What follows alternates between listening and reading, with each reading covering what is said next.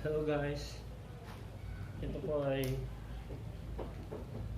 mixer Yamaha Mg16Xu. Ang problema po nito is walang power. So ang nangyayari po nito guys, kaya na wala ng power, gawa ng nagkaroon ng kidlat. Nakidlatan siya. So dumalo yung kuryente sa loob ng mixer, kaya nasira yung power supply. So guys, ipapakita ko sa inyo guys kung paano i-repair ang power supply nito. Ayan. Tapos paano natin gawa ng paraan kung wala tayong parts na mabili. So ayan guys, simulan natin.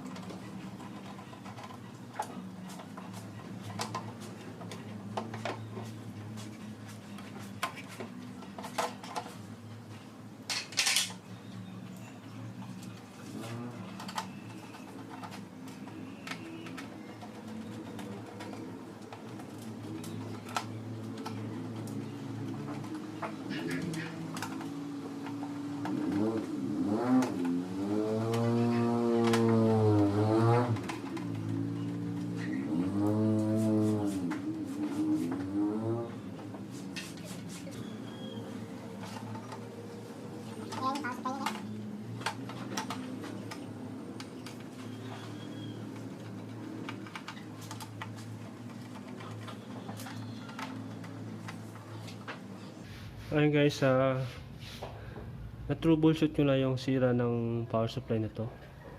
So ang problema nga ay yung IC regulated. Ayan, tinanggal ko na siya kasi wala akong mabiling parts. So gawa ng COVID, ang ginawa ko ngayon, kumuha ko ng panibagong power supply. Ang kinuha ko lang sa power supply na yun ay yung primary para mapagana itong secondary.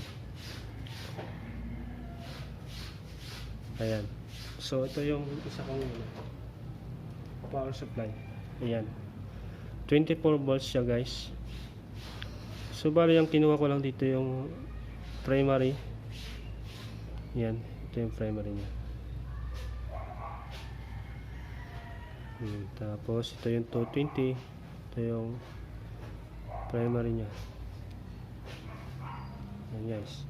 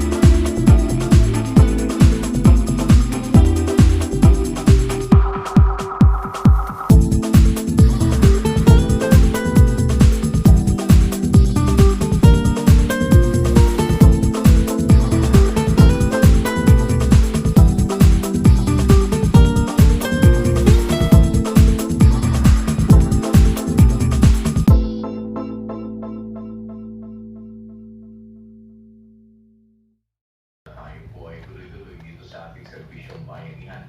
Prior to this, meron naman po na tayo talaga mga existing na mga public services na nasa serbisyong kasalbahay po yan. At ngayon ay nag-shift tayo nagdagdag tayo ng serbisyong bayanihan sa ating pakikiisa naman sa ating mga kapwa-tao na kagaya ng ating panawagan para kung po na magtulong-tulong tayo kung hindi po kayo nakapadaanin sa amin yung mga pwede kayong matulungan, andyan po pwede silip lang kayo sa inyong mga kalapit sa bahay ninyo o